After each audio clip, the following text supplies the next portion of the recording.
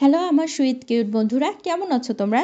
নিশ্চয় আমার গল্প শুনে শুনে খুব সুখ নিচ্ছ আর আনন্দে আছো, তাই না? তোমাদের আনন্দ দিতেই তো আমি নিয়মিত তোমাদের জন্য নতুন নতুন গল্প নিয়ে হাজির হয়ে যাই।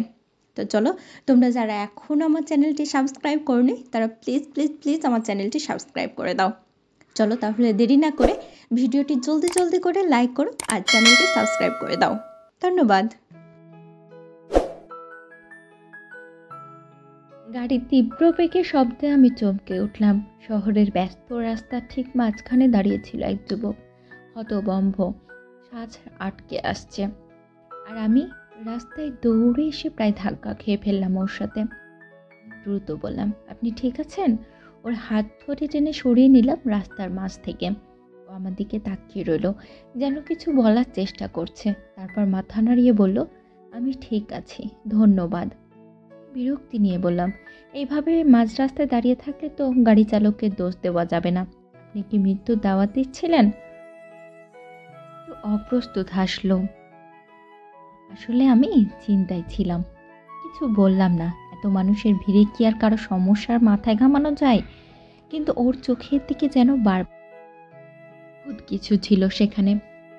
আমি অবচেতনে জিজ্ঞেস করলাম, আপনার নাম কি? ও একটু থেমে বলল, নিলয়। আর আপনি? আমি বললাম, রুহি। মুহূর্তের জন্য আমাদের চারপাশে সব শব্দ যেন হারিয়ে গেল। আমরা দুইজনে অপরিচিত, তবু যেন কোথাও একটা যোগসূত্র রয়ে গেছে, যা ব্যাখ্যা করা খুব কঠিন। নিলয় ধীরে ধীরে বলল, বিশ্বাস করো, কোনো কোনো মানুষ জীবনে হুট করে আসে, কিন্তু তারা আসলে আমাদের জীবনের সঙ্গে জুড়ে থাকার জন্যই আসে। আমি অবাক হলাম। এই প্রথম কোনো অপরিচিত মানুষ এভাবে কথা বলল, যা আমাকে মুহূর্তেই এক অনিশ্চিত মোহে আবৃত করে দিল। আমি নিলয়ের কথায় কিছুক্ষণ চুপ করে রইলাম। একেবারে অচেনা একজন মানুষ, অথচ তার কথাগুলো যেন আমার মনের গভীরে কোথাও গিয়ে আঘাত করছে। মৃদু হেসে বললাম, মানুষ আসে, হারিয়েও যায়, কেউ জুড়ে থাকে, কেউ স্মৃতিতে রয়ে যায়। নিলয় একটু হেসে বলল, তো আমি তোমার জীবনে হারিয়ে যেতে চাই না, রুহি। আমি অবাক হয়ে ওর চোখের দিকে তাকালাম। দ্রুত একজন অপরিচিত মানুষ এমন কথা বলে কেন? সব সময় এতটা স্পষ্টভাবে অনুভূতি প্রকাশ করো?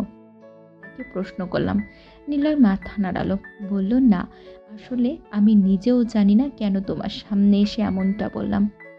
তো কখনো কখনো কিছু অনুভূতি যুক্তি মানতে চায় না। কথা শুনে খানিকটা ভাবলাম, সত্যি সব অনুভূতির ব্যাখ্যা হয় না। আমরা ধীরে ধীরে রাস্তা পার হলাম, দুইজনে একটু চুপচাপ। আমি একবার নিলয়ের দিকে তাকালাম। ওর চোখে একটা গভীর আকর্ষণ ছিল, যা আমাকে টানছিল অজান্তেই। হয়তো আমাদের দেখা হওয়াটা কেবল কাকতালীয় ছিল না, তো এটাই ছিল গল্পের শুরু। তাকাতে ইচ্ছে করছিল, কেমন যেন